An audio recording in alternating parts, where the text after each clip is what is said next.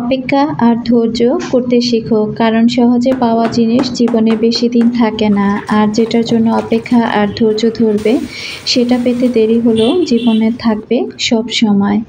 Hello everyone, আসসালামু আলাইকুম। আজকে নাস্তা খাওয়ার পর থেকে ভিডিওটি শুরু করেছি। বাসায় গরু সাবান ছিল না, তো বিছানার চাদরগুলো তুলে ফেলেছি। আর গতকালকে ওগুলো তুলে ফেলেছিলাম, দেখলাম যে বাসায় বিদ্যুৎ নেই, কারেন্ট নেই, তার সাথে দেখলাম আমার গরু সাবানটাও শেষ হয়ে গিয়েছে। তো গরু সাবানটা আবার দোকান থেকে আনিয়ে নিয়েছি, আর এখন এই তো আমি এগুলো রিফিল করে নিচ্ছি। দেখলাম যে এবার গরু সাবানের সাথে একটা ভিম লিকুইডও ফ্রি দেওয়া হয়েছে। তো ভাবলাম যে যাই হোক, একের মধ্যে দুইটা কাজ হয়ে যাবে। চাদরগুলো তো ভিজাতে হবে, তার জন্য চুলায় আমি আগেই অফ ক্যামেরাতে গরম পানি বসিয়ে রেখেছি। আর এখন এই তো আমি সব কিছু রিফিল করে চাদরগুলো ভিজিয়ে দিব। এই ভিডিওটা যেদিন করেছিলাম সেদিন কিন্তু মেয়ের পরীক্ষা ছিল না। তো যেদিন আর কি মেয়ের পরীক্ষা থাকে না সেদিনই কিন্তু সংসারের কাজকর্মগুলো করে ফেলি। তো আজকে কিন্তু আমার মেয়ের পরীক্ষা গেল, তো সামনে আবার 2-3টা দিন বন্ধ আছে। তো যাই হোক, আমার সব আপুরা তো সবসময় দেখি কোনো না কোনো কমেন্টে আমার প্রশ্ন আসে যে আমার মেয়ের পরীক্ষা কেমন হচ্ছে। তবে সব পরীক্ষায় যে মেয়ে বলতেছে ভালো হয়েছে, আসলে তা না। আসলে যদি এমসিকিউ ভালো হয় তাহলে সিকিউতে একটু যে সমস্যা হয়, আবার সিকিউ ভালো হলে এমসিকিউতে গিয়ে একটু সমস্যা হয়ে যায়। কোনো না কোনো প্রশ্নতে 2-1টা হার্ড পড়ে যায়। সবসময় যে সব প্রশ্নের মধ্যে যা পড়ে যায় তাই যে কমন চলে আসে তা কিন্তু না। তো যাই হোক, বাকিটা আল্লাহ ভরসা। তবে আজকের পরীক্ষাটা দিয়ে মেয়েটা মন প্রচুর খারাপ করেছে, বলতেছিল মা এমসিকিউ পরীক্ষাটা আমার খুব খারাপ হয়েছে, জানি না যে কি হবে, পরীক্ষার মধ্যে প্লাস আসবে কি না। তো যাই হোক, বাকিটা আল্লাহর উপরে ছেড়ে দিয়েছি। তো আসলে একটানা পরীক্ষা হলে না বাচ্চা কাচ্চা ওইভাবে পড়তে পারে না, পড়ার সুযোগটা তো অন্তত তাদেরকে দিতে হয়। তো একটানা যেহেতু 3টা পরীক্ষা গিয়েছে, ওইভাবে পড়ার সুযোগ কিন্তু মেয়ে পায়নি। আর বাসায় তো এমনিতেই সমস্যা, কারেন্ট থাকে না। আর কারেন্ট না থাকলে দেখা যায় বাচ্চারা একটু আরাম আয়েশ করে যে পড়বে ফ্যানের নিচে বসে, সেই সুযোগটাও কিন্তু হয় না। তো গতকালকে যেভাবে মেয়ে পড়েছে, যেভাবে পড়ে আর কি পরীক্ষাটা দিয়েছে, তো ওর জন্য আর কি তেমন একটা ভালো হয়নি। আর বারবার বলতেছিল একদিনে 15টা অধ্যায় পড়ে পরীক্ষা দেওয়াটা যে কত কষ্ট, সেটা কি তুমি জানো? তো আসলে মেয়েকে বা কি বলবো, আসলে আমি তো বিরক্ত হয়ে গিয়েছিলাম গতকালকে বাসায় কারেন্ট না থাকার কারণে। তো যাই হোক, আল্লাহর উপরে ভরসা রেখেছি আর ধৈর্য ধারণ করে আছি। দেখা যাক সময় বা পরিস্থিতি কখন কোথায় নিয়ে ঠেকায়। যখন সময় বা পরিস্থিতি ভালো হবে হয়তোবা একটা আইপিএস নিয়ে নিব, আর না হয়তোবা এই এলাকাটাই আমি চেঞ্জ করব। আর বাকিটা আল্লাহ তাআলার হাতে ছেড়ে দিয়েছি। তো এখানে আমি এই যে চাদরগুলো কিন্তু ভিজিয়ে দিয়ে আসলাম, আর গরম পানিটা বসিয়ে রেখেছিলাম। তো আমার কিন্তু সিলিন্ডার ফুরিয়ে গিয়েছে অনেক আগেই। ইচ্ছাকৃতভাবে আমি সিলিন্ডারটা কিনছি না, মোটামুটি একটু রাগ করেই কিনছি না। তো এই দিক থেকে আমি যতটুকু গ্যাস থাকে অতটুকু গ্যাসে কিন্তু আমি রান্না করে নেওয়ার চেষ্টা করছি। তো এখানে আমি এই যে চাল ধোয়া পানিটা, এটা আর কি আমি গাছে দিয়ে দিব। তো চাল ধোয়া পানিটা বারান্দায় রেখে এসেছি। তো এর মধ্যে কিন্তু জুই আর কি পানিটা দিয়ে দিয়েছে। দুপুরে রান্নাবান্না করব, অনেকগুলো আলু আমি এখান থেকে ছিলে নিয়েছি। আর জবর আব্বুকে বলেছিলাম যে সবজি নেই, তো একটু সবজি বাজার যেন নিয়ে আসে।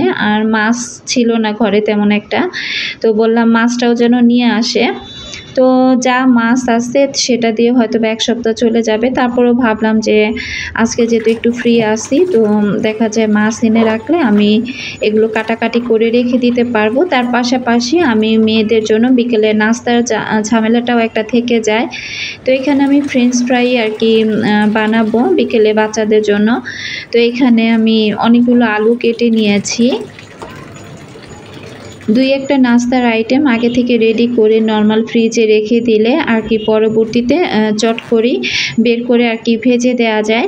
তো যাই হোক, এদিক থেকে এই যে জবর আব্বু বাজারগুলো নিয়ে এসেছে। আজকে যে আমার কতটা শান্তি লাগছে বলে বোঝাতে পারবো না, কারণ এই বাজার করাটা আমার জন্য খুবই বিরক্তিকর একটা বিষয়। তো যাই হোক কাঁচা বাজার নিয়ে এসেছে, অনেক রকমের বাজারই দেখলাম নিয়ে এসেছে। তো এগুলো আমি সবকিছু একটু খুলে দেখতেছিলাম যে সবজিগুলো সব ঠিকঠাক আছে কিনা, কারণ এর মধ্যে ২-১টা সবজি কিন্তু আবার নষ্ট হয়ে থাকে। তো এগুলো আর ওইভাবে আমি ধুয়ে রাখার মতো সুযোগ নেই। যা যা আছে আমি এভাবে একটু দেখে তারপর আবার আমি নর্মাল ফ্রিজে এগুলো আর কি রেখে দিব। তো যাই হোক ভালো বাজারই করা হয়েছে। আর চিংড়ি মাছ এনেছে, তার মধ্যে একটা রুই মাছ আনা হয়েছিল। কাঁচামরিচ ছিল না, তো এই যে কাঁচামরিচ নিয়ে এসেছে। আর এখন রান্না করব, এখন তো আমার কাঁচামরিচটা দরকার হবে, তাই কাঁচামরিচটা আমি আলাদা করে নামিয়ে রাখলাম। তো এখানে দেখলাম ২ রকমের করলা নিয়ে এসেছে, চিচিঙ্গা, ধুন্দুল, তারপরে পেঁপে, মিষ্টি কুমড়া, টমেটো আর ঢেঁড়স সেগুলো আর কি নিয়ে এসেছে। তো যাই হোক এখন মাছগুলো কাটাকাটি করে নেব। আর ছোট মেয়েকে বললাম যেন কাঁচামরিচগুলো আমাকে একটু বেছে দেয়। আরিয়ান খানসাম আইডি থেকে আপু কমেন্ট করেছিল, আপু অ্যাকোরিয়ামের অক্সিজেন কি সবসময় চালু রাখেন নাকি মাঝে মাঝে বন্ধ রাখেন? আর অক্সিজেন ছাড়লে কি অনেক শব্দ হয়, একটু জানাবেন। তো না আপু, আমি যে অক্সিজেনটা আমার মাছের অ্যাকোরিয়ামে আমি দিয়ে রেখেছি, সে অ্যাকোরিয়ামে তেমন কোনো শব্দই হয় না, আর এটা সব সময় চালুই থাকে। তো আশা করছি আপু কমেন্টের উত্তরটা পেয়ে গিয়েছেন। আর অক্সিজেন বন্ধ রাখলে তো এতে দেখা যায় যে মাছের সমস্যা হয়, মাছগুলো নিঃশ্বাস নিতে আর কি একটু সমস্যা হয়ে যায়, যার কারণে সবসময় কিন্তু অক্সিজেনটা চালু করে রাখাই ভালো অ্যাকোরিয়ামের জন্য। তো এই দিক থেকে এই যে চিংড়ি মাছ নিয়ে এসেছে, আর আমি বলেছিলাম তাকে চিংড়ি মাছ আনার জন্য, তো সে ছোট চিংড়িটাই আর কি নিয়ে এসেছে। তো চিংড়ি মাছগুলো আমি একটু ভালো করে ২-১ বার ধুয়ে নিব, এরপর সবগুলো চিংড়ি আমি আর কি এখন বেছে নিব। আজকে কিন্তু এই কাজগুলো করতে করতে আমার অনেকটা সময় লেগে গিয়েছে।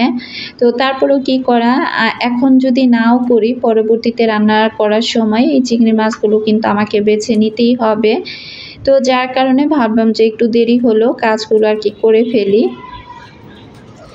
মাছটা কুটে নিয়ে আসলে ভালোই হতো, তবে আবার আরেক দিক দিয়ে কুটে নিয়ে আসেনি, এটাও ভালো করেছে। কারণ দোকানদাররা যেভাবে মাছ কুটে দেয় ওইভাবে দেখা যায় মাছের একটা সাইজ ছোট, আরেকটা সাইজ বড় হয়, একটা মোটা তো আরেকটা চিকন হয়। আর বাসায় মাছটা নিজের মনের মতো করে আর কি সমানভাবে কেটে নেওয়া যায়। আমি মাছের আঁশগুলো সব তুলে নিয়েছি, আর অফ ক্যামেরাতে মাছটা ভালো করে কুটে এখন আমি ধুয়ে নিব। মাছগুলো পরিষ্কার করতে করতে আরও একজন আপুর কমেন্টে রিপ্লাই দেই। রেহানা পারভিন আইডি থেকে আপু কমেন্ট করেছিল, আপু আমারও মাইগ্রেনের সমস্যা, তুমি কি ওষুধ খাও? তো আপুর উদ্দেশ্যে বলে দিচ্ছি, আপু আমি ফ্ল্যাক্সি খাই, ফলিসন খাই, আর তার সাথে নটিন 25 খাই। তো নটিনটা খেলে দেখা যায় কি একদম মাথা ঠান্ডা থাকে, তার সাথে প্রচুর ঘুম হয়, আর ঘুম হলে কিন্তু আমার এই সমস্যাটার সমাধান হয়ে যায়। তো আশা করছি আপু উত্তরটা পেয়ে গিয়েছে। আপু কি ওষুধ খায় সেটাও কিন্তু আপু কমেন্ট বক্সে লিখে দিয়েছিল। তো যাই হোক, আপুকে অসংখ্য ধন্যবাদ জানাচ্ছি। মাছগুলো আমি খুব সুন্দর করে ধুয়ে তারপরে কিন্তু এই যে আমি মাছগুলো এখন বক্সে করে রেখে দিচ্ছি। তো মাছগুলো বক্সে করে রাখলে দেখা যায় ফ্রিজটাও একটু নোংরা কম হয়। আর চিংড়ি মাছের যে খোসাগুলো ছিল সেগুলো কিন্তু আমি রেখে দিয়েছি। চিংড়ি মাছের খোসাগুলো দিয়ে কিন্তু খুব সুন্দর করে বড়া বানিয়ে খাওয়া যাবে। তো যাই হোক, মাছগুলো এখন রেখে দিব। মিসেস তারাবিয়া সুলতানা আইডি থেকে আপু কমেন্ট করেছিল, বিথি আপু অনেক অনেক থ্যাঙ্কস, তোমার ভিডিওর মাধ্যমে আমার অতি প্রিয় ক্যাম্পাস থেকে অনেক বছর পরে একটু হলেও দেখলাম। তো আপুকে অসংখ্য ধন্যবাদ জানাচ্ছি। আসলে আমি জানি না আপু কোথা থেকে আমার ভিডিওগুলো দেখছেন। তো যেহেতু জাহাঙ্গীরনগরে আমার মেয়ের পরীক্ষার সিটটা পড়েছে, আর ওখানে মোটামুটি যতদিনই আমি গিয়েছি কম বেশি অন্তত আমার জন্য না হলেও অন্যান্য ভাবিদের রিকোয়েস্টে কিন্তু আমি ভিডিও করেছি। সামনে হয়তোবা আর ২-১টা ভিডিও এই জাহাঙ্গীরনগরের ভিডিও আপনারা পাবেন মেয়ের পরীক্ষা উপলক্ষে। তারপর হয়তোবা আর কোনো ভিডিও আমি শেয়ার করব না, কারণ তারপরে তো আমার মেয়ের পরীক্ষাই শেষ। তো যাই হোক, এখানে ঐতিহ্যে আমি কচু শাকগুলো ওই যে ভাপিয়ে রেখে দিয়েছিলাম, সেটা আমি খুব সুন্দর করে একটা তেজপাতা, রসুন আর পেঁয়াজ দিয়ে আমি এখন তেলে ভেজে নিচ্ছি। আজকে মোটামুটি একটু বেশি পরিমাণে আমি রান্না বান্না করব।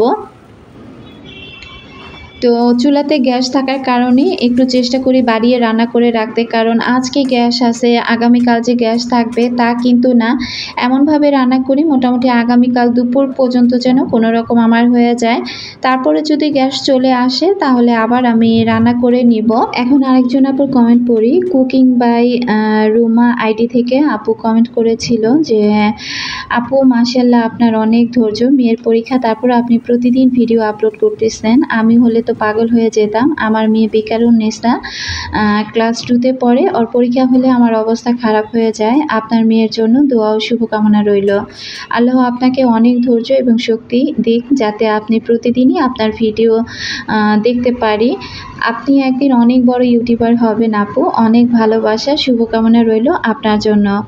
তো আপু এত সুন্দর করে একটি কমেন্ট করেছে। আসলে দোয়া হচ্ছে মানুষের সবচাইতে একটা বড় জিনিস। আসলে আমি কোন দিন কবে বা কখন এত বড় ইউটিউবার হতে পারবো আমি নিজেও জানি না। তবে হ্যাঁ, এটা আমি আপুকে বলতে পারি যে আল্লাহ তাআলা আমাকে অনেক অনেক ধৈর্য দিয়েছে, যে ধৈর্যের মাধ্যমে আমি সত্যি এখানে কাজ করার সাহস বা সুযোগটা পেয়ে থাকি। এটা না আমার খুব ভালো লাগার আর ভালোবাসার একটা জায়গা। সব কিছু যেমন তেমন হাজারো কষ্টের পর আমি সবসময় চেষ্টা করি আমি সারাদিনের ক্লান্তি শেষ করে এই জায়গাটাতে যেন আমি সময় মতো উপস্থিত থাকতে পারি, কারণ এই জায়গাটাতে টিকে আছি বলে এখন আমি সুস্থ আছি। তো আপু আপনি আমার জন্য দোয়া করবেন, আর আপনার জন্য আমার মন থেকে অনেক দোয়া রইল।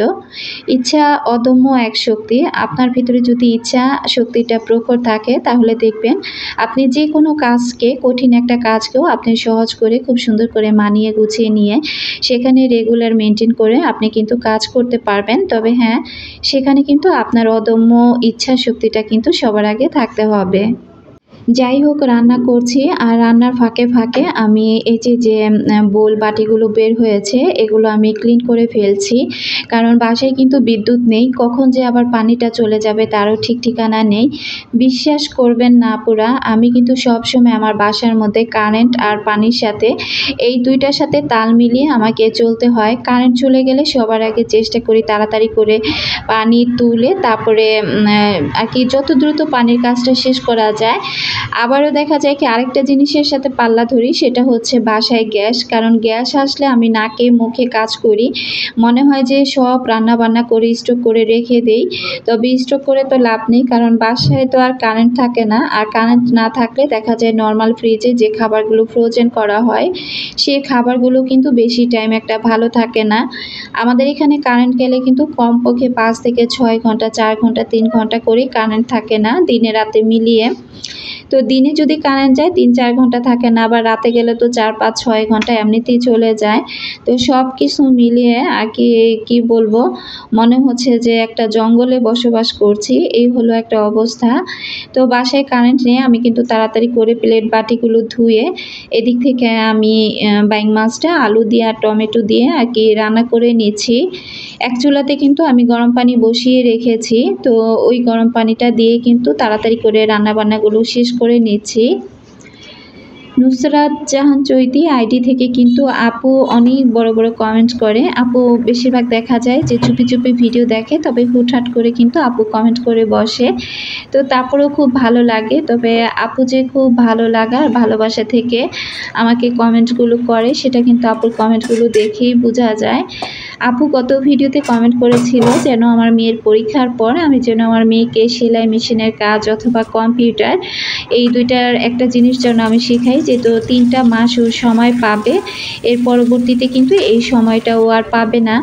তো আপুর কমেন্টটা পড়ে না আমার খুব ভালো লেগেছে। তো হ্যাঁ, আপু এরকম চিন্তা ভাবনায় আছে যে দেখি 3টা মাস আমি অপচয় করব না, কোনো না কোনো একটা কাজে মেয়েকে লাগিয়ে দিব। তো আপু আমার মেয়ের জন্য এই যে এত চিন্তা করে বা আমাকে এত ভালোবেসে এত সুন্দর সুন্দর যে আপু তুমি কমেন্ট করো, তার জন্য কিন্তু সত্যিই খুব ভালো লাগে। আজকে আমি একটা কড়াইতেই কিন্তু রান্না করে নিচ্ছি। তো এখানে আমি এখন মুরগির গিলা, কলিজা, পা এগুলো রান্না করব। ওই যে দেখিয়েছিলাম ওইদিন যে আমি নামিয়ে রেখেছিলাম, তো গতকালকে কিন্তু আমি আমার মেয়ের স্কুলের ভিডিওটা শেয়ার করেছিলাম।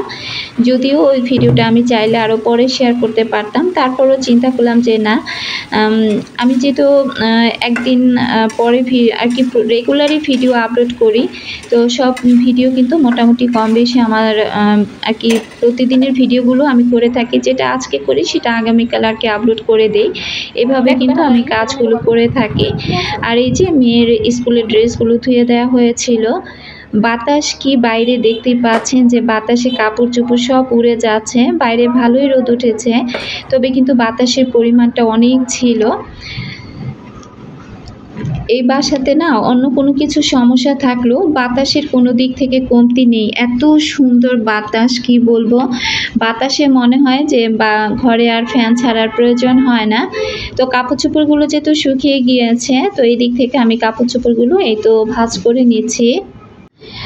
অনেকগুলো কমেন্টস জমা হয়ে গিয়েছে। বিডি ব্লগার ফারহানা আইডি থেকে আপু গতকালকে কমেন্ট করেছিল, আপু নাকি আমার ভিডিও নোটিফিকেশান পায় না। তো কি সার্চ দিয়ে তারপর আমার ভিডিওগুলো আর কি আপুর দেখতে হয়।